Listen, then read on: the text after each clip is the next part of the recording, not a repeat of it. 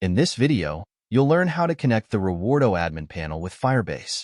To begin, open the code in VS Code and then access the Firebase console, which should be connected to the app. Then click on Add App and select Web to connect. This will ask you to register the web app. Enter the app name. For example, I am typing Rewardo Admin Panel as the app name, and then click on Register App. This will register the app and may take some time.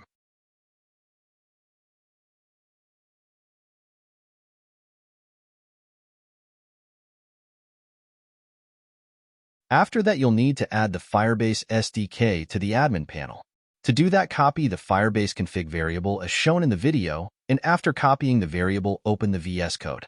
In the admin panel files, you have to replace the variable. To do that, open src folder, then firebase.js. Here in the firebase.js file, replace the Firebase config variable to connect the admin panel to Firebase. Now, by completing these steps, your admin panel is connected with Firebase. That's all for now. Thank you for watching.